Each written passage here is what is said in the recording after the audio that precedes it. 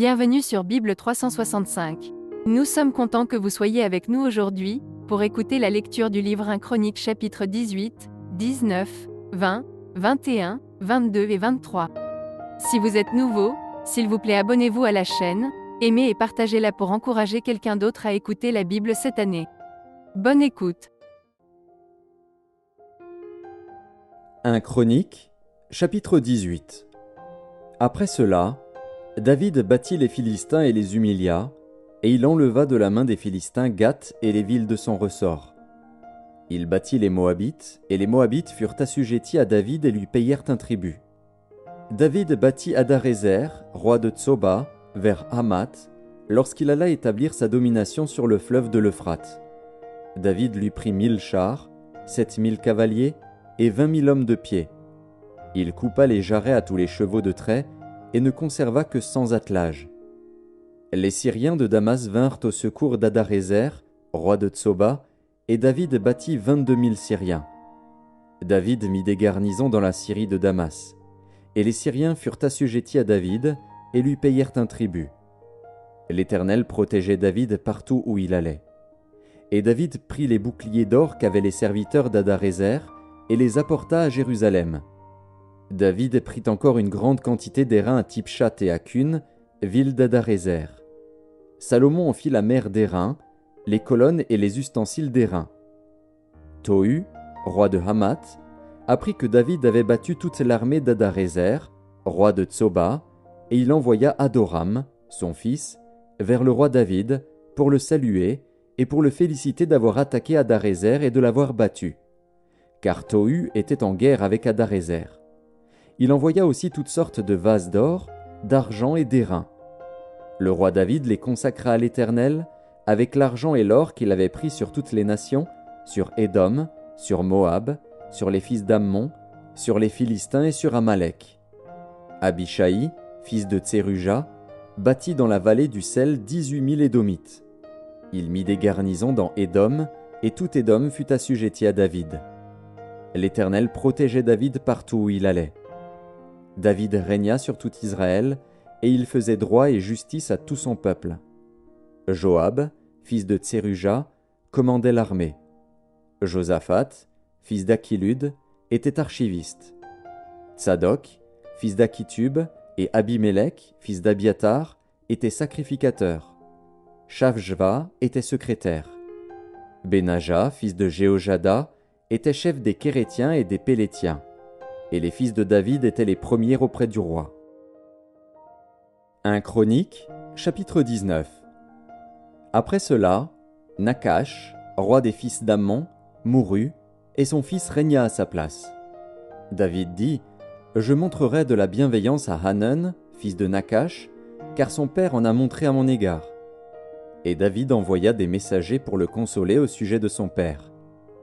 Lorsque les serviteurs de David arrivèrent dans le pays des fils d'Ammon auprès de Hanun, pour le consoler, les chefs des fils d'Ammon dirent à Hanun : « Penses-tu que ce soit pour honorer ton père que David t'envoie des consolateurs ? N'est-ce pas pour reconnaître la ville et pour la détruire, et pour explorer le pays, que ces serviteurs sont venus auprès de toi ?» Alors Hanun saisit les serviteurs de David, les fit raser, et fit couper leurs habits par le milieu jusqu'au haut des cuisses. Puis il les congédia. David, que l'on vint informer de ce qui était arrivé à ces hommes, envoya des gens à leur rencontre, car ils étaient dans une grande confusion.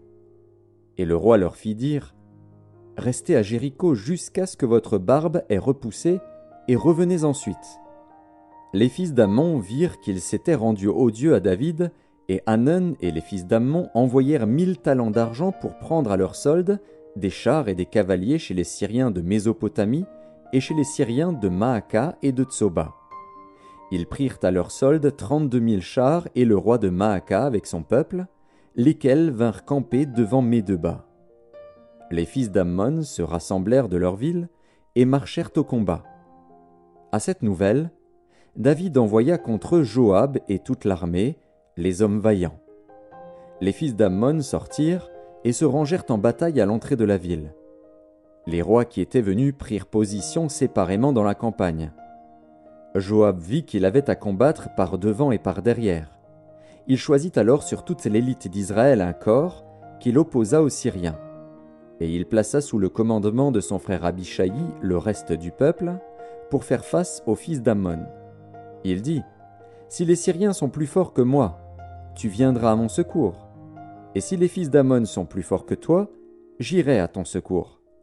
Sois ferme, et montrons du courage pour notre peuple et pour les villes de notre Dieu, et que l'Éternel fasse ce qui lui semblera bon. » Joab, avec son peuple, s'avança pour attaquer les Syriens, et ils s'enfuirent devant lui.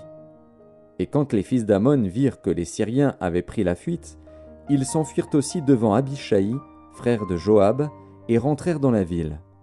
Et Joab revint à Jérusalem. Les Syriens, voyant qu'ils avaient été battus par Israël, envoyèrent chercher les Syriens qui étaient de l'autre côté du fleuve. Et Shophar, chef de l'armée d'Hadarézer, était à leur tête. On l'annonça à David, qui assembla tout Israël, passa le Jourdain, marcha contre eux et se prépara à les attaquer. David se rangea en bataille contre les Syriens. Mais les Syriens, après s'être battus avec lui, s'enfuirent devant Israël. David leur tua les troupes de 7000 chars et 40 000 hommes de pied, et il fit mourir Shophar, chef de l'armée. Les serviteurs d'Hadarézer, se voyant battus par Israël, firent la paix avec David et lui furent assujettis. Et les Syriens ne voulurent plus secourir les fils d'Ammon. 1 Chroniques, chapitre 20. L'année suivante, au temps où les rois se mettaient en campagne, Joab, à la tête d'une forte armée, alla ravager le pays des fils d'Ammon et assiéger Rabba. Mais David resta à Jérusalem. Joab bâtit Rabba et la détruisit. David enleva la couronne de dessus la tête de son roi et la trouva du poids d'un talent d'or. Elle était garnie de pierres précieuses. On la mit sur la tête de David, qui emporta de la ville un très grand butin. Il fit sortir les habitants, et il les mit en pièces avec des scies, des herses de fer et des haches. Il traita de même toutes les villes des fils d'Ammon. David retourna à Jérusalem avec tout le peuple. Après cela, il y eut une bataille à Gézer avec les Philistins. Alors Sibécaï, le Hushatite, tua Sipaï, l'un des enfants de Rapha. Et les Philistins furent humiliés. Il y eut encore une bataille avec les Philistins. Et Elkanan, fils de Jaïr, tua le frère de Goliath, Lakmi de Gath, qui avait une lance dont le bois était comme une ensouple de tisserand. Il y eut encore une bataille à Gath. Il s'y trouva un homme de haute taille, qui avait 6 doigts à chaque main et à chaque pied, 24 en tout, et qui était aussi issu de Rapha. Il jeta un défi à Israël, et Jonathan, fils de Chiméa, frère de David, le tua. Ces hommes étaient des enfants de Rapha à Gath. Ils périrent par la main de David et par la main de ses serviteurs. 1 Chroniques, chapitre 21. Satan se leva contre Israël, et il excita David à faire le dénombrement d'Israël. Et David dit à Joab et aux chefs du peuple : « Allez, faites le dénombrement d'Israël, depuis Beer-Shéba jusqu'à Dan, et rapportez-le-moi, afin que je sache à combien il s'élève. » Joab répondit : « Que l'Éternel rende son peuple 100 fois plus nombreux. Ô roi mon Seigneur, ne sont-ils pas tous serviteurs de mon Seigneur ? Mais pourquoi mon Seigneur demande-t-il cela ? Pourquoi faire ainsi pécher Israël ?» Le roi persista dans l'ordre qu'il donnait à Joab. Et Joab partit et parcourut tout Israël. Puis il revint à Jérusalem. Joab remit à David le rôle du dénombrement du peuple. Il y avait dans tout Israël 100 000 hommes tirant l'épée, et en Juda 470 000 hommes tirant l'épée. Il ne fit point parmi eux le dénombrement de Lévi et de Benjamin, car l'ordre du roi lui paraissait une abomination. Cet ordre déplut à Dieu, qui frappa Israël. Et David dit à Dieu : « J'ai commis un grand péché en faisant cela. Maintenant, daigne pardonner l'iniquité de ton serviteur, car j'ai complètement agi en insensé. » L'Éternel adressa ainsi la parole à Gad, le voyant de David. « Va dire à David : Ainsi parle l'Éternel. Je te propose 3 fléaux. Choisis-en un, et je t'en frapperai. » Gad alla vers David et lui dit : « ainsi parle l'Éternel. Accepte, ou 3 années de famine, ou 3 mois pendant lesquels tu seras détruit par tes adversaires et atteint par l'épée de tes ennemis, ou 3 jours pendant lesquels l'épée de l'Éternel et la peste seront dans le pays, et l'ange de l'Éternel portera la destruction dans tout le territoire d'Israël. Vois maintenant ce que je dois répondre à celui qui m'envoie. » David répondit à Gad, « Je suis dans une grande angoisse. Oh, que je tombe entre les mains de l'Éternel, car ses compassions sont immenses, mais que je ne tombe pas entre les mains des hommes. » L'Éternel envoya la peste en Israël, et il tomba 70 000 hommes d'Israël. Dieu envoya un ange à Jérusalem pour la détruire, et comme il la détruisait, l'Éternel regarda et se repentit de ce mal, et il dit à l'ange qui détruisait, « Assez, retire maintenant ta main. » L'ange de l'Éternel se tenait près de l'aire d'Ornan, le Jébusien. David leva les yeux, et vit l'ange de l'Éternel se tenant entre la terre et le ciel, et ayant à la main son épée nue tournée contre Jérusalem. Alors David et les anciens, couverts de sacs, tombèrent sur leur visage. Et David dit à Dieu, « N'est-ce pas moi qui ai ordonné le dénombrement du peuple? C'est moi qui ai péché et qui ai fait le mal. Mais ces brebis, qu'ont-elles fait? Éternel, mon Dieu, que ta main soit donc sur moi et sur la maison de mon père, et qu'elle ne fasse point une plaie parmi ton peuple. » L'ange de l'Éternel dit à Gad de parler à David, afin qu'il montât pour élever un autel à l'Éternel dans l'aire d'Ornan, le Jébusien. David monta, selon la parole que Gad avait prononcée au nom de l'Éternel. Ornan se retourna et vit l'ange, et ses 4 fils se cachèrent avec lui. Il foulait alors du froment. Lorsque David arriva auprès d'Ornan, Ornan regarda, et il aperçut David. Puis il sortit de l'aire, et se prosterna devant David, le visage contre terre. David dit à Ornan, « Cède-moi l'emplacement de l'aire pour que j'y bâtisse un autel à l'Éternel.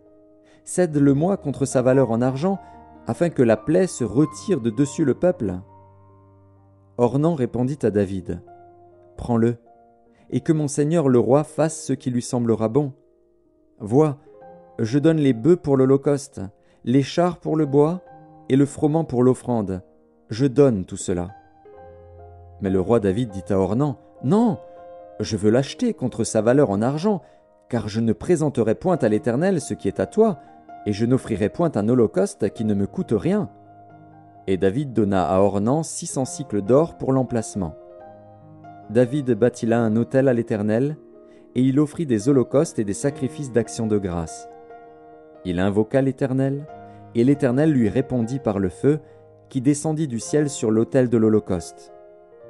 Alors l'Éternel parla à l'ange, qui remit son épée dans le fourreau. À cette époque-là, David, voyant que l'Éternel l'avait exaucé dans l'aire d'Ornan, le Jébusien, y offrait des sacrifices. Mais le tabernacle de l'Éternel, construit par Moïse au désert, et l'autel des holocaustes, étaient alors sur le haut lieu de Gabaon. David ne pouvait pas aller devant cet autel pour chercher Dieu, parce que l'épée de l'ange de l'Éternel lui avait causé de l'épouvante. 1 Chroniques, chapitre 22. Et David dit, « Ici sera la maison de l'Éternel Dieu, et ici sera l'autel des holocaustes pour Israël. » David fit rassembler les étrangers qui étaient dans le pays d'Israël, et il chargea des tailleurs de pierre de préparer des pierres de taille pour la construction de la maison de Dieu. Il prépara aussi du fer en abondance pour les clous des battants des portes et pour les crampons, de l'airain en quantité telle qu'il n'était pas possible de le peser, et des bois de cèdre sans nombre, car les Sidoniens et les Tyriens avaient amené à David des bois de cèdre en abondance.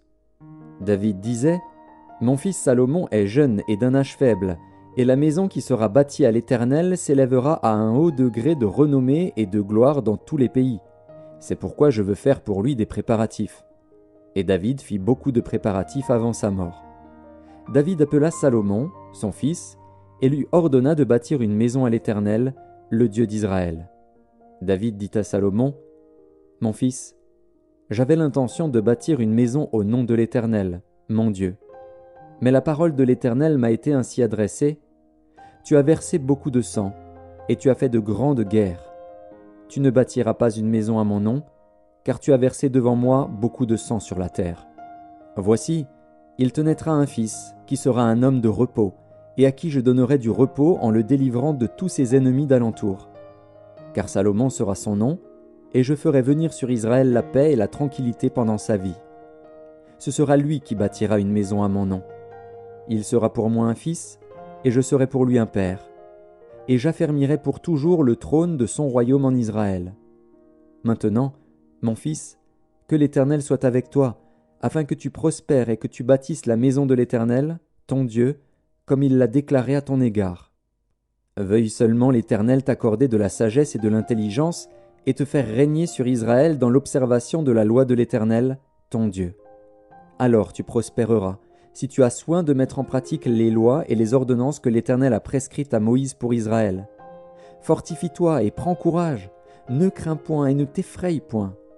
Voici, par mes efforts, j'ai préparé pour la maison de l'Éternel 100 000 talents d'or, 1 million de talents d'argent et une quantité d'airain et de fer qu'il n'est pas possible de peser, car il y en a en abondance. J'ai aussi préparé du bois et des pierres, et tu en ajouteras encore. Tu as auprès de toi un grand nombre d'ouvriers, des tailleurs de pierre, et des charpentiers, et des hommes habiles dans toute espèce d'ouvrage. L'or, l'argent, l'airain et le fer sont sans nombre. Lève-toi et agis, et que l'Éternel soit avec toi. David ordonna à tous les chefs d'Israël de venir en aide à Salomon, son fils. L'Éternel, votre Dieu, n'est-il pas avec vous, et ne vous a-t-il pas donné du repos de tous côtés? Car il a livré entre mes mains les habitants du pays, et le pays est assujetti devant l'Éternel et devant son peuple. Appliquez maintenant votre cœur et votre âme à chercher l'Éternel, votre Dieu. Levez-vous et bâtissez le sanctuaire de l'Éternel Dieu, afin d'amener l'arche de l'alliance de l'Éternel et les ustensiles consacrés à Dieu dans la maison qui sera bâtie au nom de l'Éternel. 1 Chroniques, chapitre 23. David, âgé et rassasié de jours, établit Salomon, son fils, roi sur Israël. Il assembla tous les chefs d'Israël, les sacrificateurs et les Lévites. On fit le dénombrement des Lévites, depuis l'âge de 30 ans et au-dessus, comptés par tête et par homme, ils se trouvèrent au nombre de 38 000. Et David dit qu'il y en ait 24 000 pour veiller aux offices de la maison de l'Éternel, 6 000 comme magistrats et juges, 4 000 comme portiers, et 4 000 chargés de louer l'Éternel avec les instruments que j'ai faits pour le célébrer. David les divisa en classes d'après les fils de Lévi, Gershon, Kehath et Merari. Des Gershonites, Laédan et Shimei. Fils de Laédan, le chef Jéhiel, Zétham et Joël, 3. Fils de Shimei, Shélomis, Aziel et Haran, 3. Ce sont là les chefs des maisons paternelles de la famille de Laédan. Fils de Shimei, Jakat, Zina, Jush et Beria. Ce sont là les 4 fils de Shimei. Jakat était le chef, et Zina le second. Jush et Beria n'eurent pas beaucoup de fils, et ils formèrent une seule maison paternelle dans le dénombrement. Fils de Kehath, Amram, Jitséar, Hébron et Uziel, 4. Fils d'Amram, Aaron et Moïse. Aaron fut mis à part pour être sanctifié comme très saint, lui et ses fils à perpétuité, pour offrir les parfums devant l'Éternel, pour faire son service et pour bénir à toujours en son nom. Mais les fils de Moïse, hommes de Dieu, furent comptés dans la tribu de Lévi. Fils de Moïse, Gershom et Éliézer. Fils de Gershom, Shebuel, le chef. Et les fils d'Éliézer furent Récabia, le chef. Éliézer n'eut pas d'autres fils, mais les fils de Récabia furent très nombreux. Fils de Jitséar, Shélomis, le chef. Fils d'Hébron, Jérija, le chef. Amaria, le second, Jacaziel, le troisième, et Jécaméam, le quatrième. Fils d'Uziel, Miché, le chef, et Jishija, le second. Fils de Merari, Makli et Mushi. Fils de Makli, Éléazar et Kis. Éléazar mourut sans avoir de fils, mais il eut des filles que prirent pour femmes les fils de Kis, leur frère. Fils de Mushi, Makli, Éder et Jérémoth, 3. Ce sont là les fils de Lévi, selon leur maison paternelle, les chefs des maisons paternelles, d'après le dénombrement qu'on en fit en comptant les noms par tête. Ils étaient employés au service de la maison de l'Éternel depuis l'âge de 20 ans et au-dessus. Car David dit : « L'Éternel, le Dieu d'Israël, a donné du repos à son peuple, et il habitera pour toujours à Jérusalem. Et les Lévites n'auront plus à porter le tabernacle et tous les ustensiles pour son service. » Ce fut d'après les derniers ordres de David qu'eut lieu le dénombrement des fils de Lévi depuis l'âge de 20 ans et au-dessus. Placés auprès des fils d'Aaron pour le service de la maison de l'Éternel, ils avaient à prendre soin des parvis et des chambres, de la purification de toutes les choses saintes, des ouvrages concernant le service de la maison de Dieu, des pains de proposition, de la fleur de farine pour les offrandes, des galettes sans levain, des gâteaux cuits sur la plaque et des gâteaux frits, de toutes les mesures de capacité et de longueur. Ils avaient à se présenter chaque matin et chaque soir, afin de louer et de célébrer l'Éternel, et à offrir continuellement devant l'Éternel tous les holocaustes à l'Éternel, au sabbat, aux nouvelles lunes et aux fêtes, selon le nombre et les usages prescrits. Ils donnaient leurs soins à la tente d'assignation, au sanctuaire, et aux fils d'Aaron, leurs frères, pour le service de la maison de l'Éternel.